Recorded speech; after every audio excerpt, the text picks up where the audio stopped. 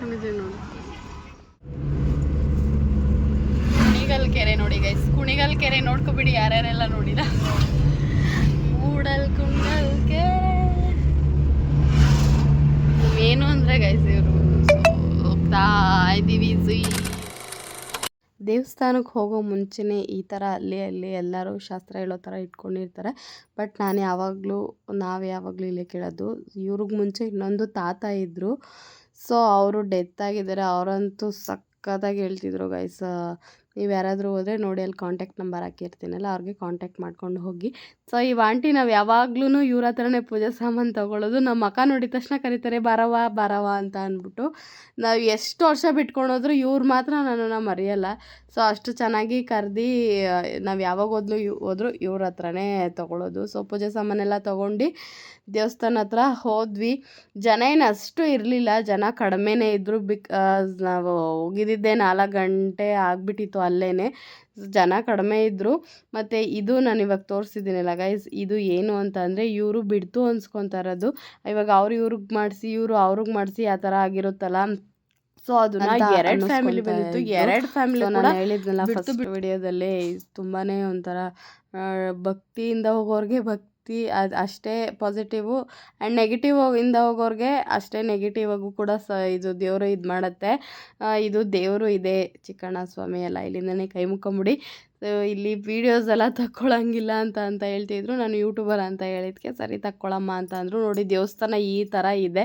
So ನೀವು ಯಾರಾದರೂ ಹೋಗಬೇಕು ಅಂತ ಅಂದರೆ ನಾನು ಡಿಸ್ಕ್ರಿಪ್ಷನ್ ಬಾಕ್ಸ್ನಲ್ಲಿ ನಾನು ಇದು ಲೊಕೇಶನ್ನ ಹಾಕಿರ್ತೀನಿ. ಯಾರಾದರೂ ಬೇಕು ಅಂದರೆ ನೀವು ಕಾಂಟ್ಯಾಕ್ಟ್ ಮಾಡಿ. ನೋಡಿ ಇದು ದೇವಸ್ಥಾನ, ಇದನ್ನ ಬಾಳೆ ದಿಂಡು ಅಂತನೋ ಏನೋ ಅಂತಾರೆ ಇದನ್ನ.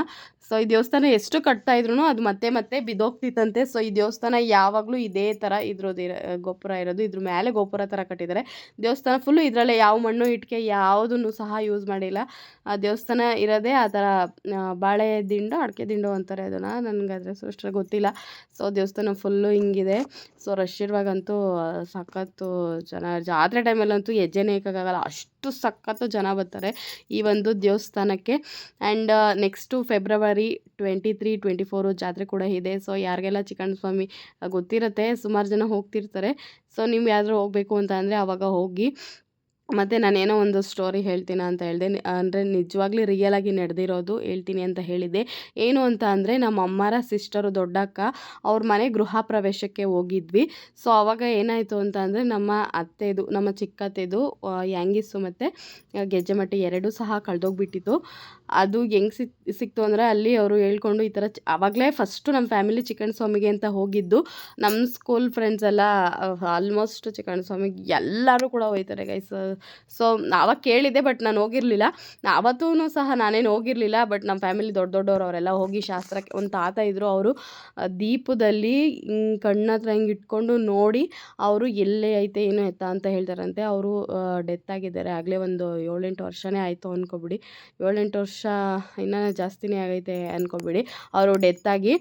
ಸೊ ಆ ತಾತ ಇದ್ದರು. ಅಲ್ಲಿ ಹೋಗಿ ಕೇಳಿದಾಗ ಅಂದರೆ ಎಷ್ಟು ಡೀಟೇಲಿಂಗಾಗಿ ಅವ್ರು ಹೇಳ್ತಾಯಿದ್ರು ಅಂತ ಅಂದರೆ, ಇವಾಗಿರೋರು ಯಾರೋ ಆ ಥರ ಹೇಳಲ್ಲ ಬಿಡಿ. ಒಬ್ಬರು ಕುತ್ಕೊಂಡು ನೋಡ್ಕೊತಿದ್ರು, ಇನ್ನೊಬ್ರು ಬಾಗ್ಲ ಹತ್ರ ಕಾವಲಿದ್ದು ನೋಡ್ಕೊತಿದ್ರು. ತೊಗೊಂಬಂದು ಹಾಕ್ತಾರೆ. ಎಲ್ಲಿ ಹಾಕ್ತಾರೆ ಅಂತಂದರೆ ಬಾಗ್ಲ ಹತ್ರ ಅಥವಾ ಕಿಟಕಿ ಹತ್ರ ಹಾಕ್ತಾರೆ ಅಂತ ಹೇಳಿದರು. ಎಲ್ಲರೂ ಅಲ್ಲೇ ಕೂತಿದ್ದೀವಿ ಗೈಸ್. ನಮ್ಮ ದೊಡ್ಡಮ್ಮರ ಮನೆ ಗೃಹ ಪ್ರವೇಶ ಇತ್ತು. ಸೊ ಎಲ್ಲರೂ ಆಚೆನೇ ಕೂತಿದ್ದೀವಿ. ಎಲ್ಲ ಜಸ್ಟ್ ಊಟ ಮಾಡೋಕ್ಕೆ ಅಂತ ಹೋಗಿದ್ದಾರೆ ಅಷ್ಟೇ. ನಮ್ಮ ಚಿಕ್ಕಮ್ಮನ ಬಾಗ್ಲಲ್ಲೇ ಕುಂತೈತೆ. ಬಟ್ ಅವರು ಹೆಂಗೆ ಹಾಕಿದ್ರು ಏನು ಅಂತ ಗೊತ್ತಿಲ್ಲ. ನಮ್ಮ ಸಿಸ್ಟರು ಏನದು ಮಿರರ್ ಹತ್ರ ಈಚೆಗಡೆ ಕನ್ನಡಿ ಇರುತ್ತಲ್ಲ ಬಾಗ್ಲಿಗೆ, ಅಲ್ಲಿ ಹೋಗಿ ಅವಳು ಸುಮ್ಮನೆ ಏನೋ ಹಿಂಗೆ ಹೇರ್ ಸ್ಟೈಲ್ ಏನೋ ಹಿಂಗೆ ಮಾಡ್ಕೊಳಕ್ಕೆ ಹೋಗಿದ್ದಾಳೆ, ಅಲ್ಲಿ ಹಾಕಿದ್ದಾರೆ. ಅವರು ಕರೆಕ್ಟಾಗಿ ಹೇಳಿದರು ಗೈಸ್, ಇಲ್ಲೇ ಹಾಕ್ತಾರೆ ಅಂತ ಅಂದ್ಬಿಟ್ಟು. ಅವತ್ತೊಂದು ದಿವಸನೇ ಅವತ್ತೊಂದು ದಿವಸನೋ ಅಥವಾ ನೆಕ್ಸ್ಟ್ ಡೇಗೆ ಹೋಗಿ ಬಂದಿದ್ದ ದಿವಸನೋ ಹಾಕಿದ್ರು. ಎಷ್ಟು ಮೈ ಜುಮ್ಮುತ್ತೆ ಅಂತಂದರೆ ಹೇಳೋಕ್ಕೆ. ನಾನು ಇವಾಗ ವಾಯ್ಸ್ ಕೊಡ್ತಾ ಇದ್ದೀನಿ, ನನಗೂ ಕೂಡ ಕೈಯಲ್ಲೆಲ್ಲ ಫುಲ್ಲು ಏರ್ಸ್ ಎಲ್ಲ ಹಿಂಗೆ ನಿಗ್ರಕೌಟೈತೆ. ಅಷ್ಟು ಭಯ ಆಗುತ್ತೆ, ಹೆಸ್ರೇಳೋಕ್ಕೆ ಭಯ ಆಗುತ್ತೆ. ಸೊ ಈ ಥರ ಒಂದು ಸ್ಟೋರಿ ನಡೆದಿತ್ತು. ಆವಾಗಲಿಂದ ನಮ್ಮ ಫ್ಯಾಮಿಲಿಲಿ ಫುಲ್ಲು ಎಲ್ಲರೂ ಹೋಗ್ತಾರೆ ಗೈಸ್. ನಮ್ಮ ಅಮ್ಮನ ಫ್ಯಾಮಿಲಿಲಿ ದೇವ್ರ ಹೆಸ್ರು ಕೇಳೋಕ್ಕೆ ಭಯ. ನಮ್ಮದವ್ರಿಗಂತೂ ಈ ದೇವ್ರು ಯಾವತ್ತೂ ಕೈ ಬಿಡೋಲ್ಲ. ನಾನಂತೂ ಈ ಚಿಕ್ಕಣ್ಣ ಸ್ವಾಮಿಯೇ ಪರಮ ಭಕ್ತೆ.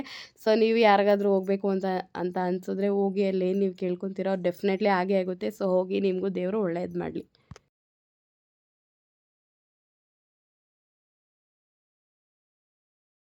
ಇದು ನನ್ನ ಮೋಸ್ಟ್ ಫೇವ್ರೆಟ್ ಪ್ಲೇಸು. ಇಲ್ಲಂತೂ ಸಕ್ಕತ್ತಾಗಿ ಗಾಳಿ ಬರ್ತಾ ಇರುತ್ತೆ. ದೇವಸ್ಥಾನದ ಎದುರುಗಡೆನೇ ಹಳ್ಳಿ ಮರ ಇರೋದು. ಇಲ್ಲಿ ಅಲ್ಲಿ ಕುತ್ಕೊಂಡು ಬಂದ್ರೇ ನನಗೆ ಸಮಾಧಾನ ಆಗೋದು. ನಾನು ಯಾವಾಗಲೂ ಅಲ್ಲಿ ಕೂತಿದ್ದೇ ಬರೋದು.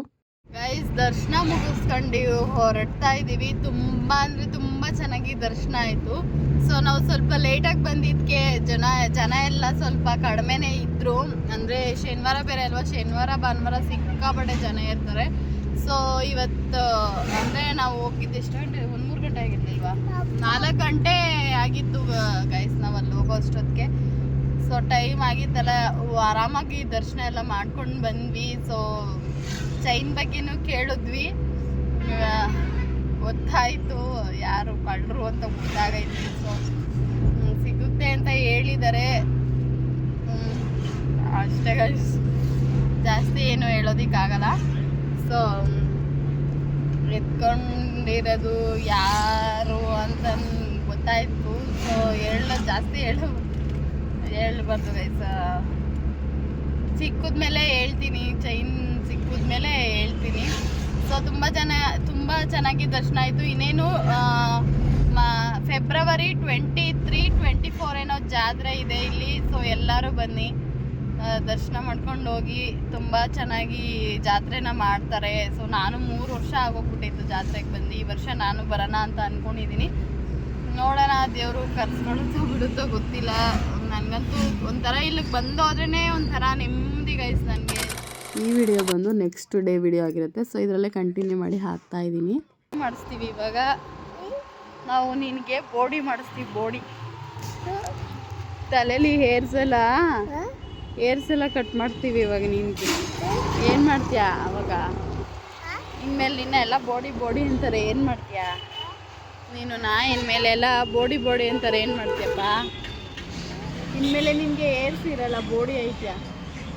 ಈ ಬೋಡಿ ಐತಿ, ಏನು ಮಾಡ್ತೀಯಾ? ಹಾಯ್ ಮಾಡು, ಹಾಯ್ ಮಾಡಿ, ಕೈಯಲ್ಲಿ ಮಾಡು. ಒಂದು ಪುತ್ತಿ ಕೊಡು, ಜೋರಾಗಿ ಕೈಯಲ್ಲಿ ಕೊಡು, ಪ್ಲೇನ್ ಕಿಸ್ ಕೊಡು. ಮಮ್ಮಿಗೆ ನೀನು ಕೊಡು, ಪುತ್ತಿ ಕೊಡು ನೀನು. ಬಾಡಿ ಐತಿ ನಿಂತ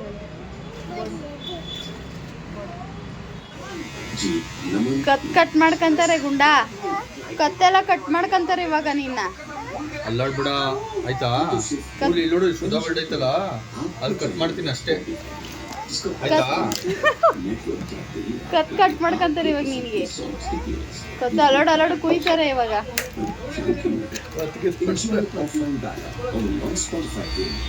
ಯಾವ ತರ ಮಾಡ್ಲಪ್ಪ? ಬೋಡ ಮಂಡೆ ಕೊಡ್ಬೇಕಿತ್ತು, ಬ್ಲೇಡ್ ಅಲ್ಲ, ಬೇಡ ಮಿಷಿನಲ್ಲಿ ಮಾಡಿದ್ರು. ಎಲ್ಲಪ್ಪ ನಿಂದು ಇಷ್ಟೊಂದು ಬಿಡೋದಲ್ವಾ? ಎಲ್ಲಾಗಿ ನಿಂದು ನೋಡೈತಲ್ಲ, ಇನ್ನೊಂದ್ಸತಿ ಯಾವತ್ತಾರು ಇಟ್ಟಾಗ ಕೈ ಸಿಕ್ಕಲ್ಲ.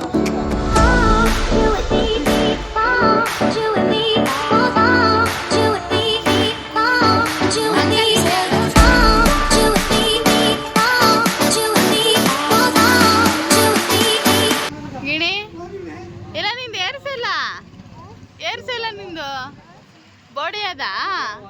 ಏನಾಯ್ತು ನಿಂದು ಕೂದಲೆಲ್ಲ? ನಮ್ಮ ಪಾಪುಗೆ ಮುಡಿ ಕೊಟ್ಟಿದ್ರಿಂದ, ಸೊ ನಮ್ಮನೆ ದೇವರು ಎಲ್ಲಮ್ಮ ದೇವ್ರು ಆಗಿರೋದ್ರಿಂದ ನಾವು ಅವತ್ತು ಭರತ ಹುಣ್ಣಿಮೆ ಇತ್ತು. ಸೊ ನಮಗೆ ಗೊತ್ತಿರಲಿಲ್ಲ ಹುಣ್ಣಿಮೆ ಅಂತ ಅಂದ್ಬಿಟ್ಟು. ಹುಣ್ಣಿಮೆ ಅಂತ ಗೊತ್ತಿತ್ತು, ಬಟ್ ಇಲ್ಲಿ ಜಾತ್ರೆ ಅಂತ ಗೊತ್ತಿರಲಿಲ್ಲ.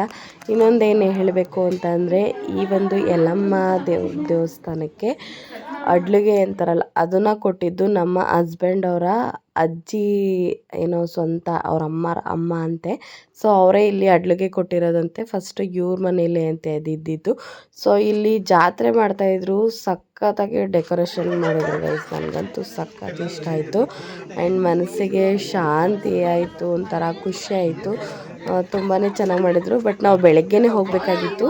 ನಮಗೆ ಗೊತ್ತಿರಲಿಲ್ಲ ಅಲ್ಲಿ ಜಾತ್ರೆ ನಡೀತಾ ಇದೆ ಅಂತ ಅಂದ್ಬಿಟ್ಟು ನಮ್ಮ ಪಾಪುಗೆ ಮುಡಿ ಕೊಟ್ಟಿದ್ವಲ್ಲ. ಸೊ ನಾವು ಸವದತ್ತಿ ಯಲ್ಲಮ್ಮ ದೇವ್ರು ನಮ್ಮ ಮನೆ ದೇವರಾಗಿರೋದ್ರಿಂದ ನಿಮಗೆ ಗೊತ್ತು, ನಾವು ಆಲ್ರೆಡಿ ನಾವು ಹೂ ಮಂಡೇನ ಅಲ್ಲಿ ಕೊಟ್ಟು ಬಂದಿದ್ದೀವಿ ಅಂತ ಅಂದ್ಬಿಟ್ಟು. ಸೊ ಹಾಗಾಗಿ ಅವತ್ತು ಕೊಟ್ವಲ್ಲ ಮುಡಿನ ಅಂದ್ಬಿಟ್ಟು ಅದಕ್ಕೋಸ್ಕರ ಪೂಜೆನ ಮಾಡಿಸೋದಕ್ಕೆ ಹೋಗಿದ್ದು. ಸೊ ತುಂಬಾ ಚೆನ್ನಾಗಿತ್ತು. ನಮ್ಮ ರಿಲೇಟಿವ್ಸ್ ಕೂಡ ಸಿಕ್ಕಿದ್ರು, ಎಲ್ಲ ರಿಲೇಷನ್ಸೇ ಇಲ್ಲಿ ಇರೋದು.